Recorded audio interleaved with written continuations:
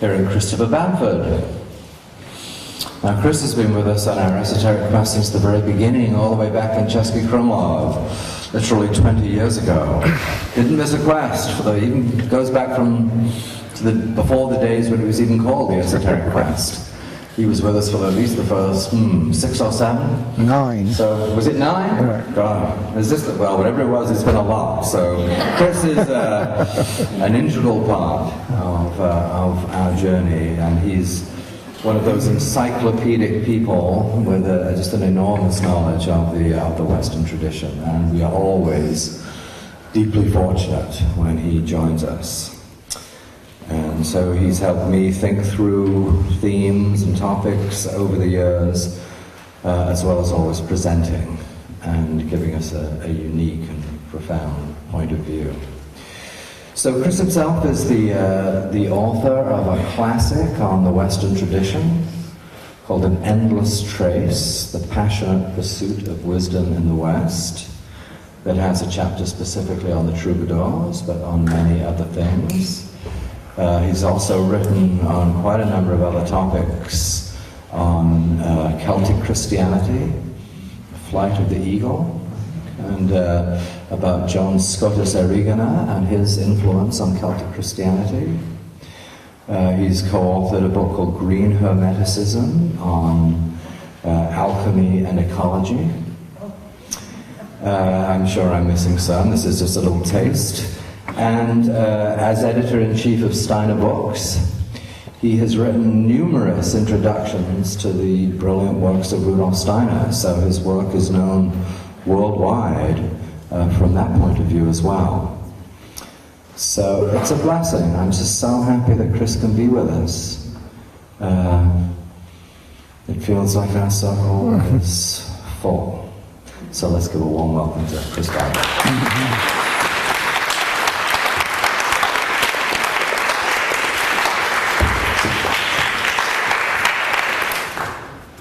Thank you, Ralph, and thank you, Leonard, for such a magical introduction to what we'll be dealing with over these coming days. So, and welcome you all again to the Troubadours then. To help us enter into the territory of the Troubadours, I want to begin with some lines from the German Romantic poet, philosopher and prophet known as Novalis, Friedrich von Hardenberg Novalis, who 2 days after the death of his beloved Sophie wrote, "Whoever flees pain will love no more. To love is always to feel the opening, to hold the wound always open."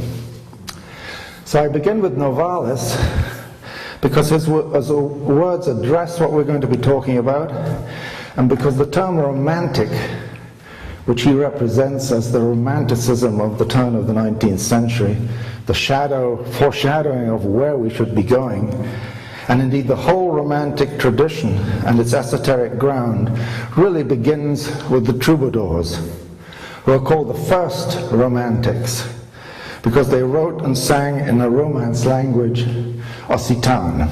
That is to say that they wrote and thought and sang in the vernacular, in their mother tongue, rather than in the lingua franca Latin, the abstract Latin.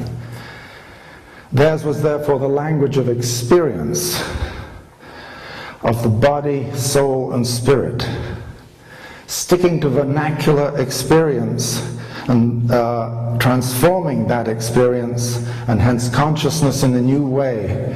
They learn to explore the multiple expressions of it, play with it, and transform it in order to be transformed by it.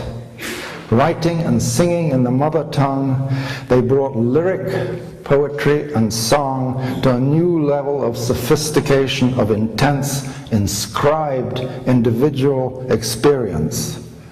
Theirs, we might say, was a lyric path, a path of waking up from the dark night of speechless, participatory silence to the logos, the I am, the speech of all things. We may call it the dawn path, because dawn is at once a symbol of spiritual awakening and the moment when the cosmic nature of the earth herself is most apparent.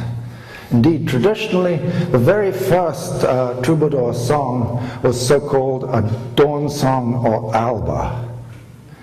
Dawn appeareth upon the sea from behind the hill. The watch passeth, it shineth clear among the shadows. Now, above all, of course, the path of the troubadours was a path of love. There was also a path of knowledge, one that united passion, joy, and suffering, and gnosis. In this, we might say they anticipated the Rosicrucians, conjoining the rose and the cross. It's not surprising, because they're part of the great esoteric revival, resurgence of these 11th and 12th centuries.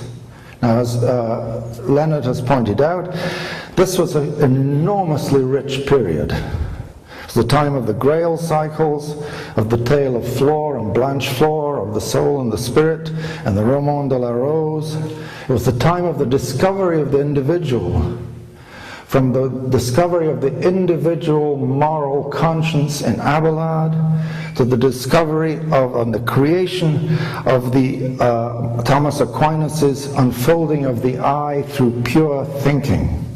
It was a moment too, as Leonard most skillfully brought up from the very beginning, of the re-emergence of the divine feminine, Isis, Mary, Sophia. Marian devotion was everywhere, in the great cathedrals, in the schools, among the mystics. We see Isis Horus replicated in the Black Madonnas. We see this efflorescence now of Saint Anne, the mother of Mary, and we get these Anne triptychs, where you've got a great big Anne, and she holds a smaller Mary, the mother of Jesus, and she holds a smaller still Jesus. And many other examples.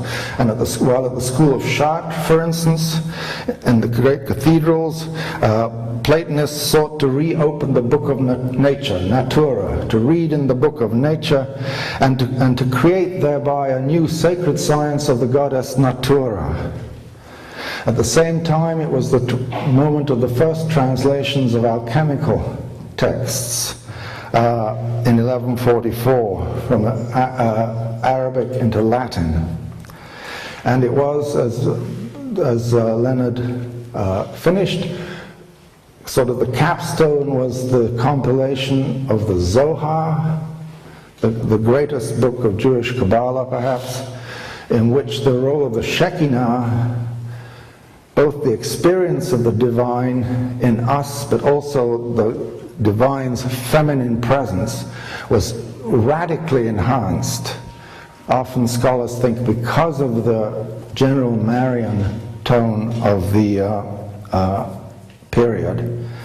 And at the same time, in the north, of course, women mystics, Beguines, are initiating a new non-dualistic path of bridal mysticism, and also, importantly, of service to the dead in purgatory.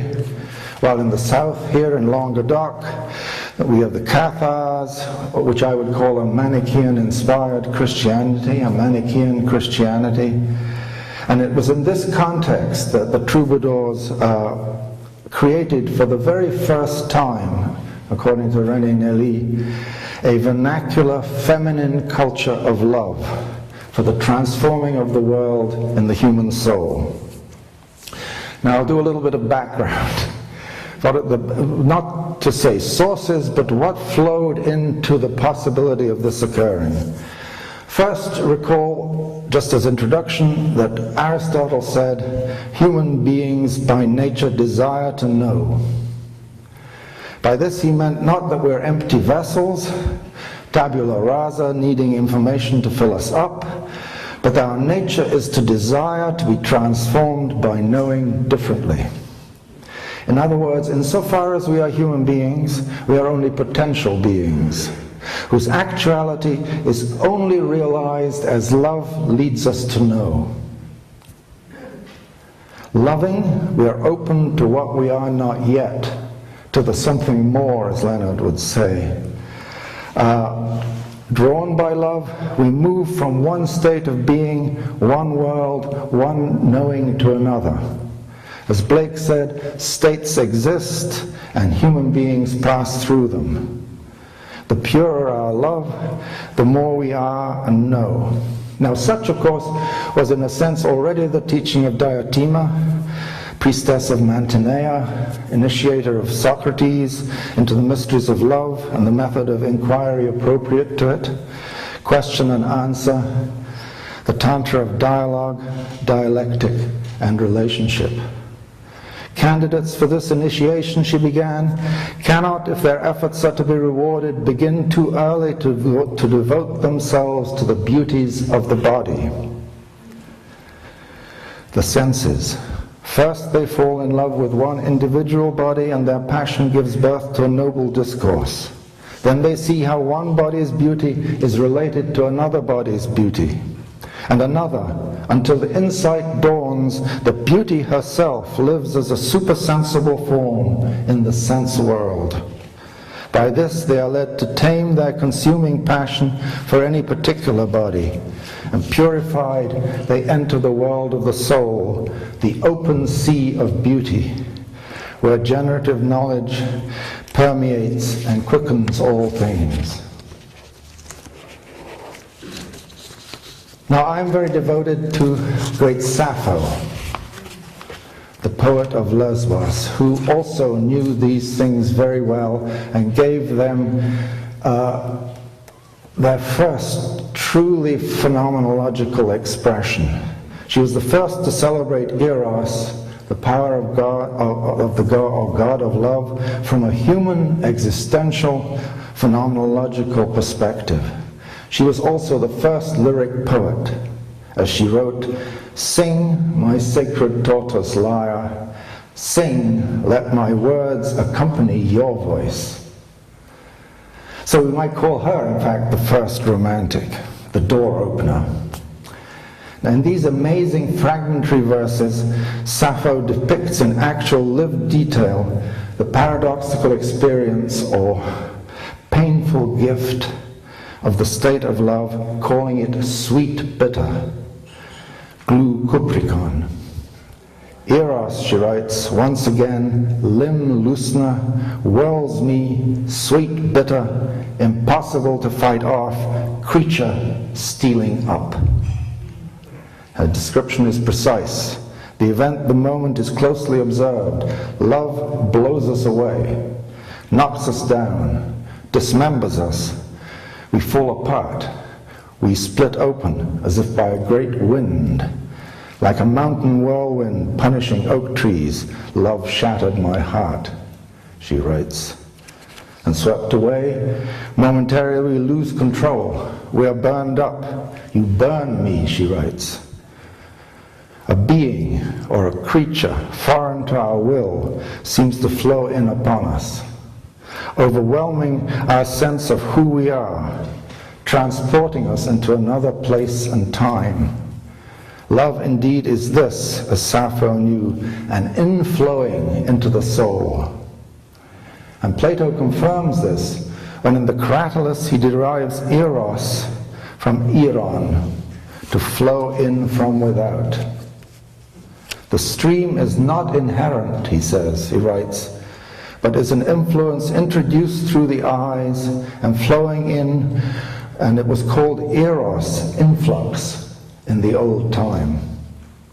However, not only through the eyes, but we shall see also through the ears, indeed through all the senses, and sometimes even from mind to mind.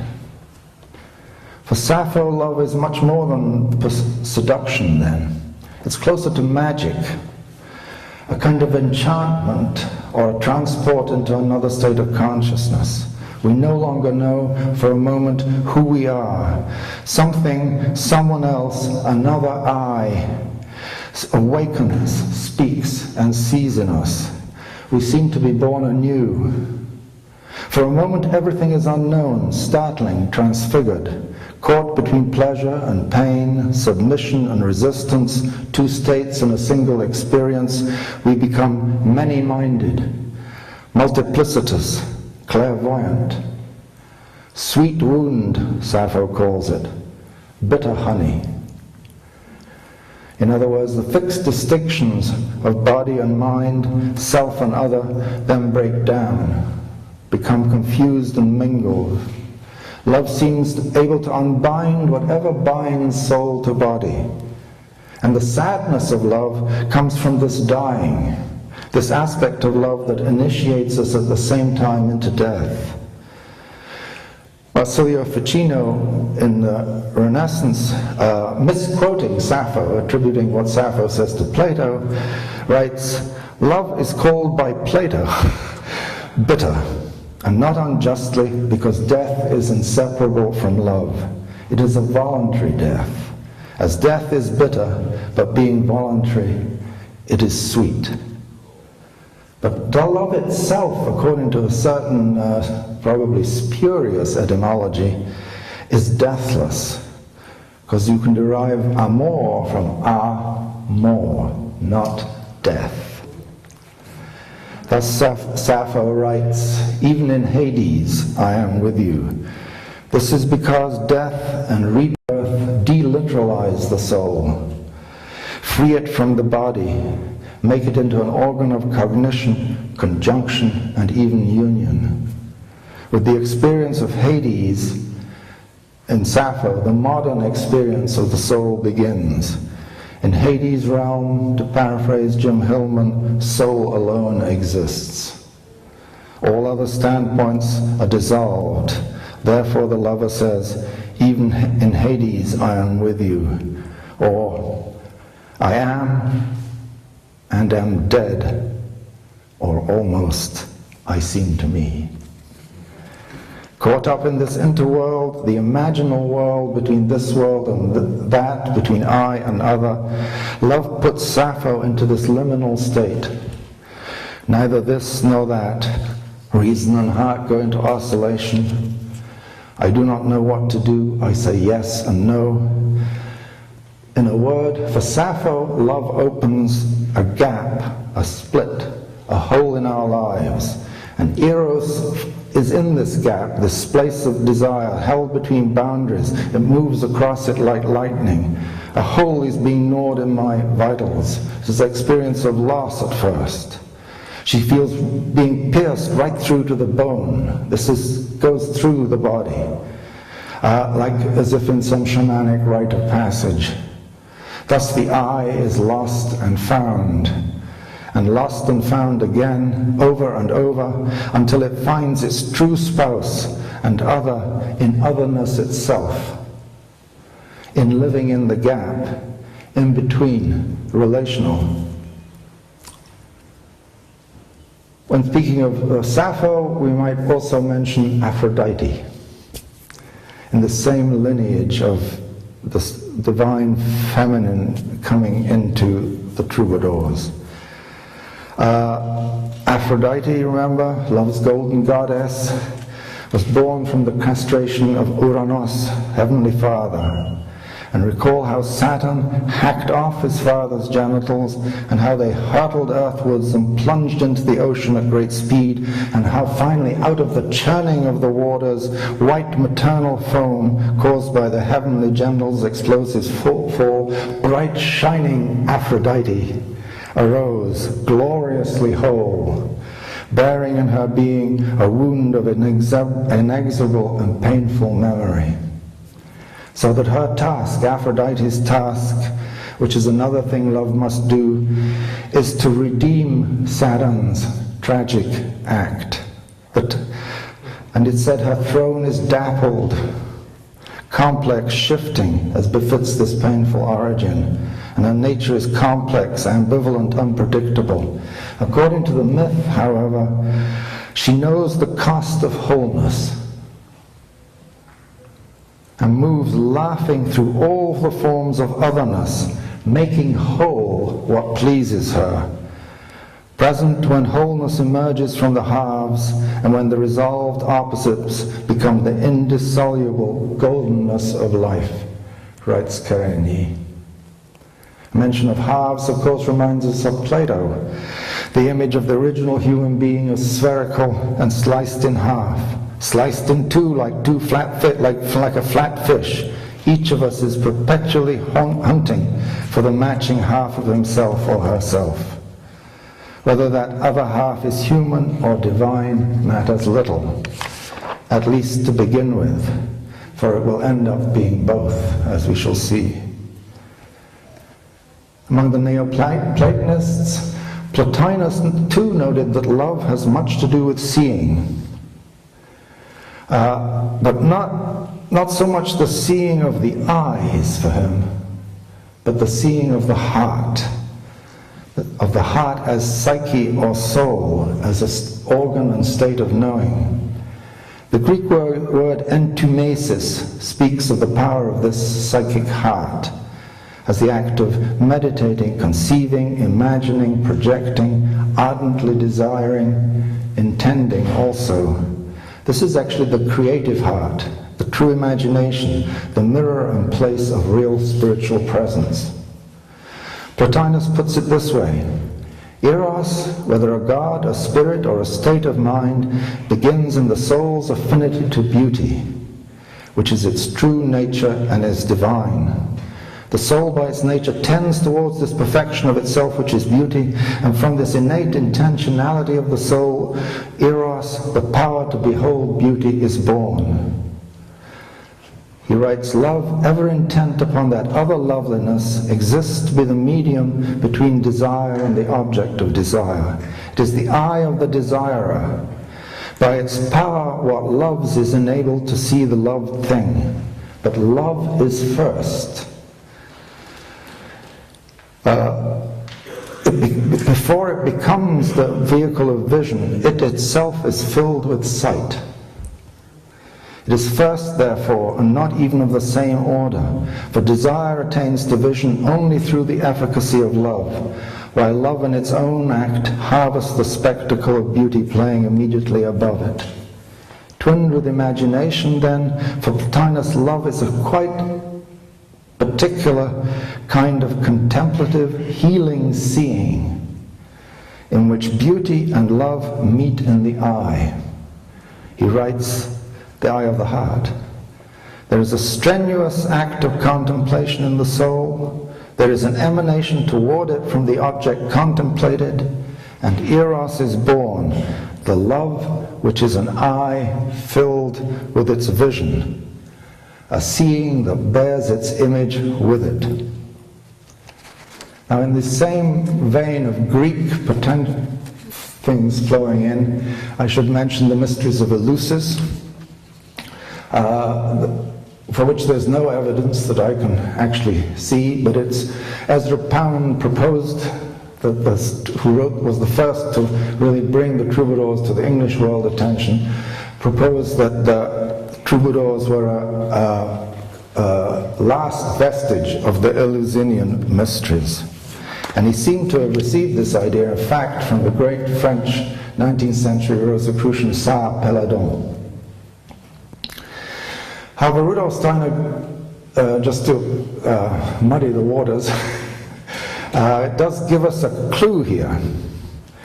Speaking of the Eleusinian mysteries, Steiner tells us that as evolution of consciousness occurred, the older gods became less active, while the younger heavenly powers like Eros were just about to enter their prime and seeking to transform humanity's cognitive capacities. And speaking of the mysteries of Demeter and Persephone, which are the mysteries of Eleusis, he says that the figure of Persephone was an invocation of the ancient powers playing out of the cosmos into human souls, while Demeter invokes still more ancient powers, the memory of a time when human beings and the cosmos were completely integrated and interpenetrated. But at the time that Eleusis was instituted, both these powers available to human beings were slowly disappearing. Demeter became more and more distant, and Persephone was sinking deeper and deeper into the unconscious, carried off by Hades into the underworld. And it was in this moment, according to Steiner, that Eros arose, to take the place of Persephone in human consciousness and mediate these ancient ways of knowing and seeing. And this, namely that Eros came into being to expand human awareness beyond the senses. And indeed, this is what Pound sees in the Troubadours. He invokes a troubadour cult for the purgation of the soul by a refinement of the sense, a kind of yoga of the senses, where ecstasy is not a whirl or madness of the senses, but a glow arising from the exact nature of perception.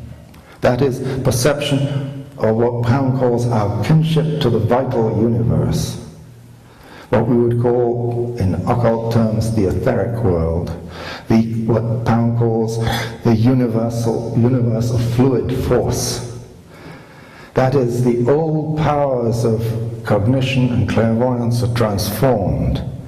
Again, there's no evidence for this, but an often mentioned influence behind the Troubadours, that of the various traditional folk spring fertility rites, remnants of the Roman Floriala, the Celtic Beltane, among others, seem to suggest something of this kind.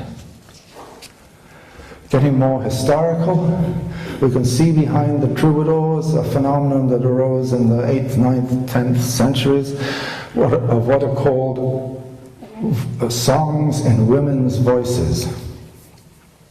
These were women's songs, or songs in women's voices. These were love songs by men in women's voices, expressing fierce longing, intense inwardness, joy, sorrow. As old as time, a new tradition of such soul poems in women's voices arose in the 9th and 10th centuries. In fact, already in 789, Charlemagne had tried to stamp it out. An old Anglo-Saxon song called Wolf en Erdwasser gives a flavor of this situation and what it must have been like. Thus, in women's voice, the song sings, Wolf is on one island, I on another, the island of fastness, imprisoned by fens. There are cruel men on that island. How they'll welcome him if he comes in their midst. Our fates are torn apart. I longed for my wolf in his long wanderings. When the rain came, I sat here in tears. When the branches of his body embraced me, I felt the joy, but the harshness too. Wolf, my wolf, I am sick with longing for you with the rareness of your coming. It's very odd, but it's a point in woman's voice. And in the same vein, we should mention the discovery in about 1948 of a lot of poems in women's voices composed in the Mozarabic Andalusian variant spoken by Christians and Jews in Muslim Spain. These are the so-called kharjas, occurring at the end of Arabic or Hebrew, longer poems called mawashas, and they're love songs put into the voices of chanteurs. Now, these were probably all written by men, but they're put into women's voices. So you get examples such as, come my enchanter, come like a dawn, bright with fire, and when you get here, you will beg for my love. O my heart, you who love me so well, for all my tears, I would need eyes as deep as the sea. And another, my lover is sick, sick from loving me. Will nothing make him well? Come, let me lie close to him, for being with me will cure him. Equally important from the same Andalusian Mozarabic moment are the streams of new Arabic-inspired musical, poetic, and spiritual, Sufi as well as mystical Jewish currents of poetry and song that were part of this magic of Andalusian culture. For instance, from poets such as Ibn Abd Rabihi, I have never seen or heard of such a thing. Her modesty turns a pearl into carnelian. Her face is so clear that when you see its perfections, you see your own face reflected in its clarity. A mirror. Or another, is there no way I might open my heart with a knife? I could slip you in and close the cut again. Till the end of time, till the resurrection, you would be inside, no heart but mine. In the webbing of my heart, you would live my lifetime. So, of course, what the Troubadours created was sui generis. It was a meeting of history and the above, as Leonard spoke of. In other words, this is the context, but the Troubadours make something completely new of it. Now, from my point of view, to understand the true troubadour culture, it must really be distinguished from chivalric or courtly tradition. Courtly tradition, knightly tradition, didn't rest, as the troubadours did, on the primacy of the soul and its virtues, but on more traditional, hierarchical, masculine virtues. That's to say, courtly or knightly tradition affirmed virtues such as equality, tribalism, brotherhood. It was heroic, virile, outward, open, realistic, and lustful, exalting courage, daring, loyalty, and marriage. And in point of fact, of course, this is the world that created mayhem wherever it went. It was a world of radical violence and bloodshed, and it was riven with blood and violence. And the troubadours, and as I will show tomorrow, the Manichaean resurgences consciously strove to assert the feminine and overturn the world of violence and bloodshed. Thus, in relation to these virtues that I've mentioned, the troubadours practiced the opposite. They practiced quite differently. Instead of the heroic, virile, outward, etc., the troubadours praised inequality rather than equality, tribalism, solitude, inferiority rather than superiority, humility, submission, distance, discretion, secrecy, not openness, interiority, and joy. And it was through the practice of the spiritual practice of these virtues, that they created this culture of beauty and transformation. In fact, they created, and I follow here René Nelly, a scholar of the Troubadours, what we might call an initiatory, psycho-spiritual, sevenfold path of love, enfolding in these 7 practices, which we might call falling in love, joy, the second one, true love, the third one, the perfect lover, the fourth one, the perfect lady, the fifth one, the trial of love, the sixth one, and the culmination, the exchange of hearts. So as Sappho ascertained, the Troubadours confirmed, falling in love. And Guido Cavalcanti, Dante's buddy, has this great song about this, the poem about this that you might La donna mi prega, a lady asks me how. Anyway, love is a wounding through the senses, through the eyes, descending to the heart.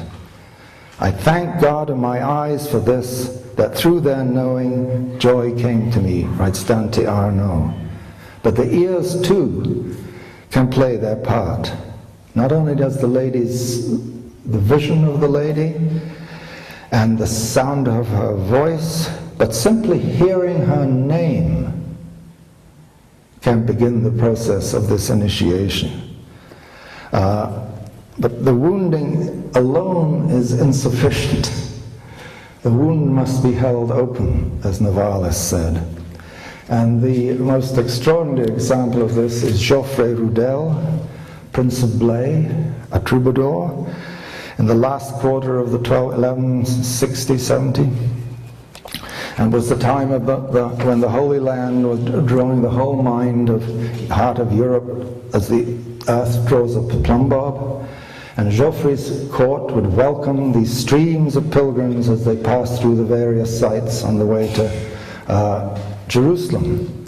And it was one such noble traveler returning from Antioch in Syria that Geoffrey first heard of the Countess of Tripoli and her extraordinary beauty. Her soul was said to be of an angelic purity and virtue, to shine through her bodily form so radiantly that she seemed to hold within her slender frame the beauty of the world itself.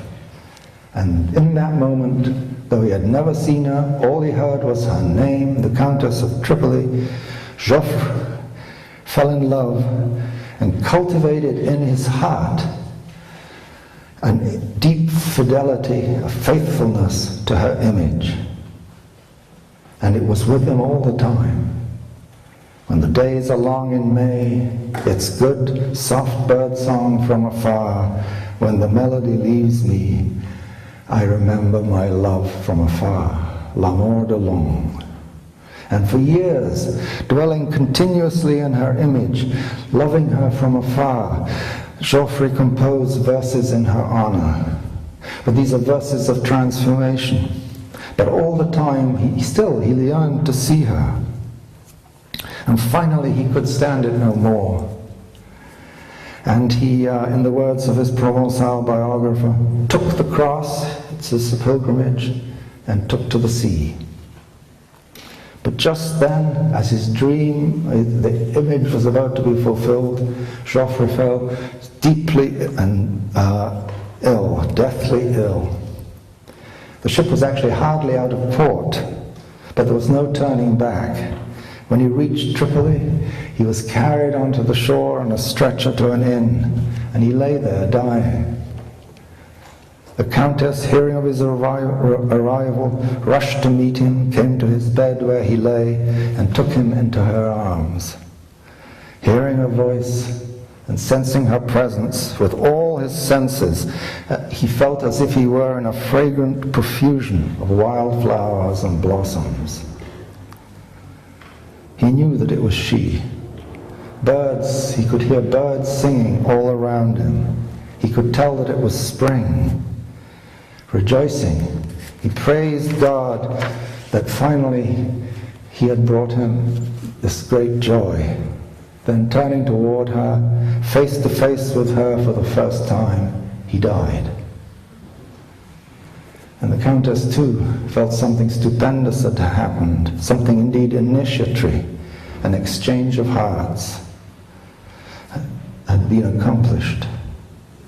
She had Geoffrey buried with full honors in the house of the Templars, and that very day, true to her grief, she took the habit of a nun. So distance is one thing that's necessary for desire to become joy. The wound occurring at a distance indicates that in falling in love, the soul or heart is opened. A mysterious magic substance, a fairy ray moving in a look, a glance, contained in a word, an overheard name, descends into the poet's heart. And since only like can cause like, and each thing has only its own seed, only wheat can produce wheat, as the alchemists used to say. The magic substance must have originated in the same place where it went, in a heart. In the two hearts, then, it lights a fire. And if tended with patience, obedience, care, and humility, this fire can grow in intensity for the troubadours from day to day and from heart to heart. And if obeyed, this fire has the capacity, ultimately, to make two hearts one. Becoming a single desire, it unites two hearts in one heart. The flame, the fire, the conflagration of love are born in the heart, writes Pierre Vidal. And as the fire burns, it purifies the lover who sees the lady no longer with physical eyes, but with imagination's eyes of fire. Falling in love is thus an imaginal alchemy, a magic work with images and a purification of the senses. And the aim in this, I think we're at stage 2 or 3, is joy. And joy is holding the wound open, maintaining openness but as you become united with that which you praise. And so praise of the lady, inward identification with moral grace, because the lady represents moral grace. So praising the lady's moral grace, the troubadour becomes ever more inwardly united with her. And what does the troubadour praise in his lady?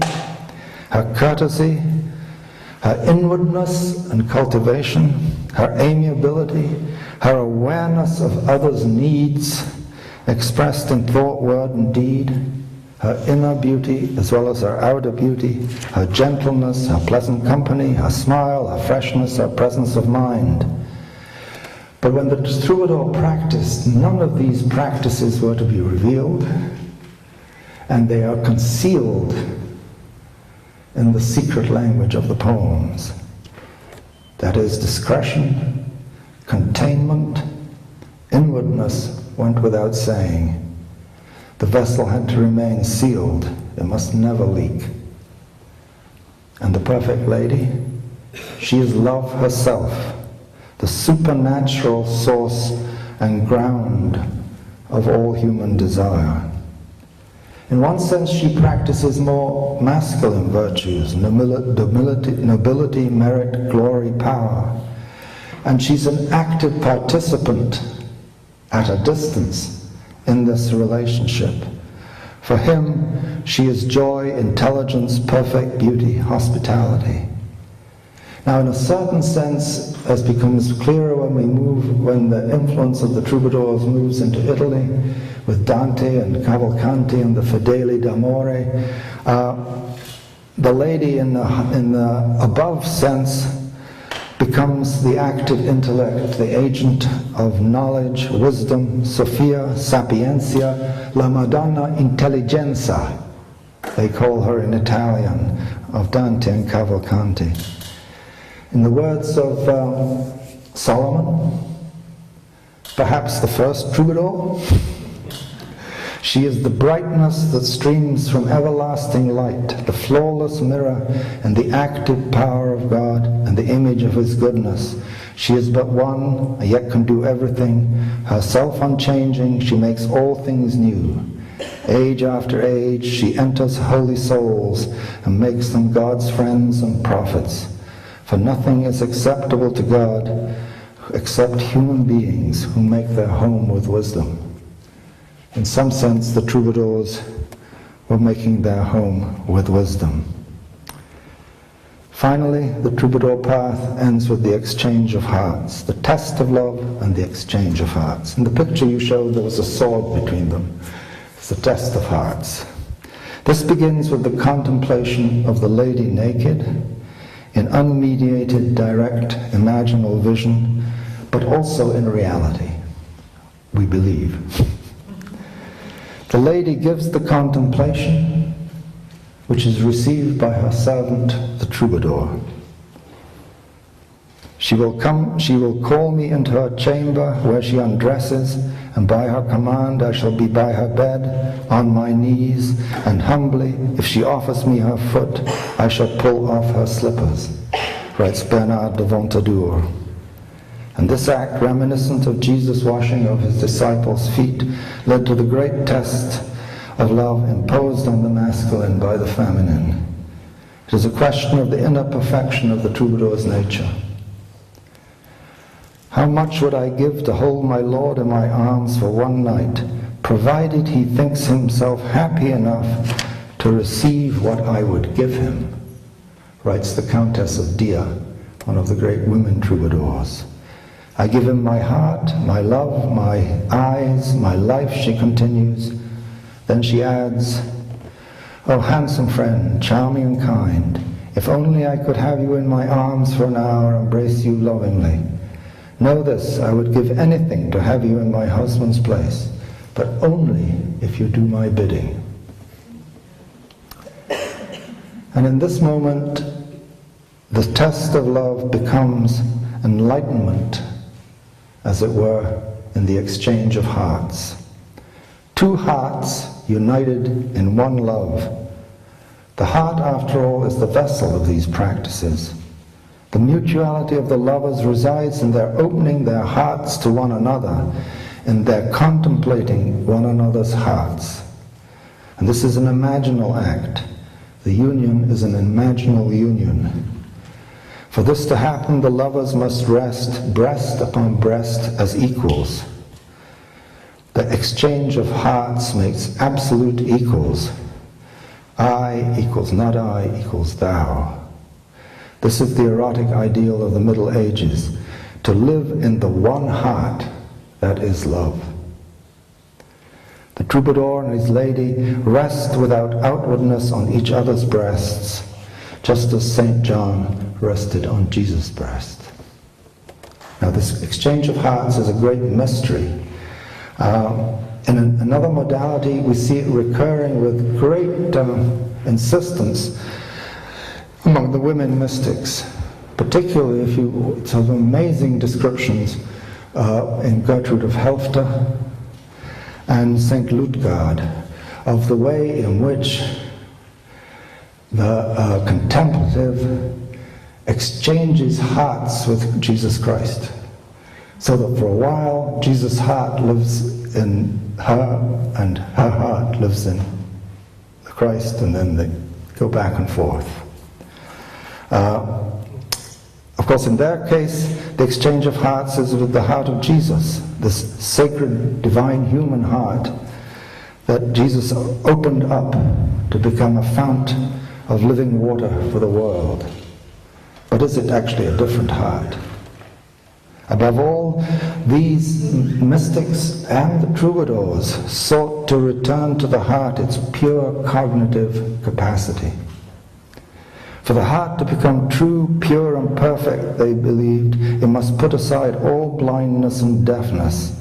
It must renew its eyes and ears and become open to Jesus, to the other, to the heart of creation itself.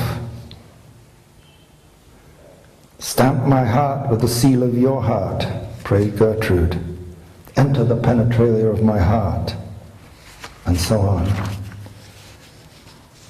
And St. Ludgard was another saint who exchanged hearts, but there are many, many examples.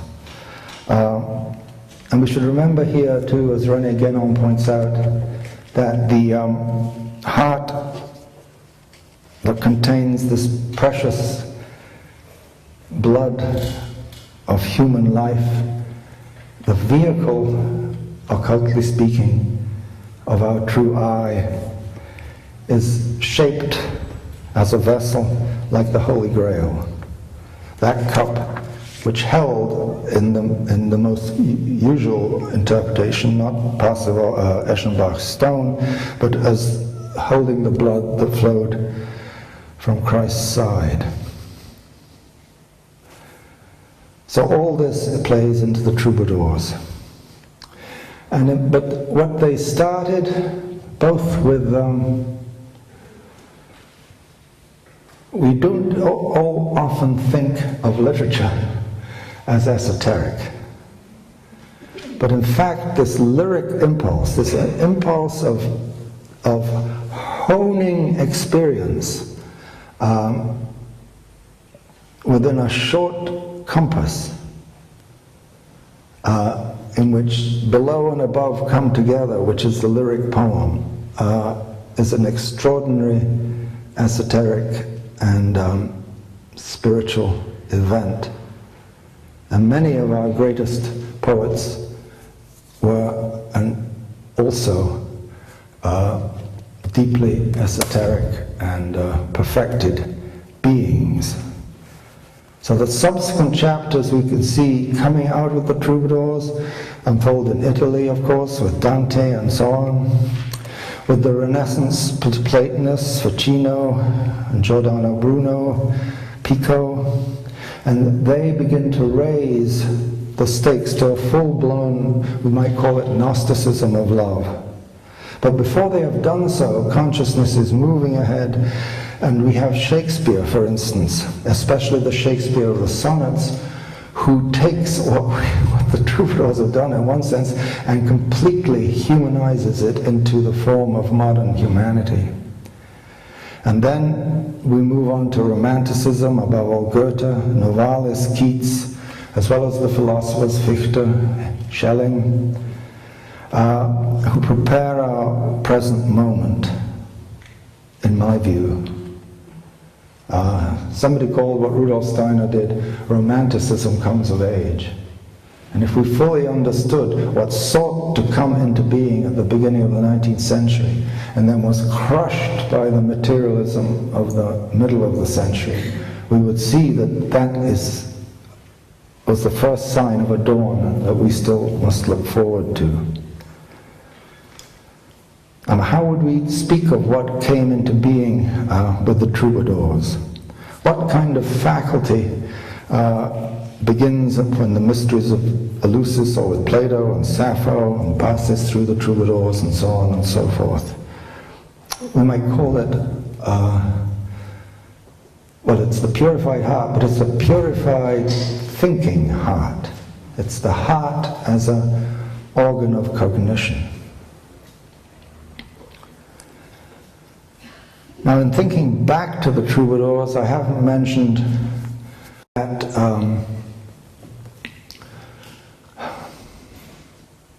could turn the world in another direction than bloodshed, torture, violence, masculinity writ large, masculinity, not true masculinity, but that masculinity writ large. It's vitally important that only between two people which is a kind of action that occurs. And because it's an action, it is by definition, it has a moral or ethical quality. And it's much less easy to succumb to the veils of egotism in that context. And this transferential space that, in some sense, the Troubadours articulated, is at once Gnostic and conferring knowledge, and in the other sense it's also redemptive and actually creates a womb for new birth. And remember, Mary, who Jesus fed all the disciples out of her substance, and she was always, everything that Jesus did occurred out of this relationship with Mary. So this relationship midwifes a higher reality. And we can see potentially also in everyday life even, there are lessons, there are practices that we can take to heart in our relations with one another from these medieval folk. So summing it all up, I will just end as I began. Whoever flees pain will love no more. To love is to feel the opening, to hold the wound always open. Thank you.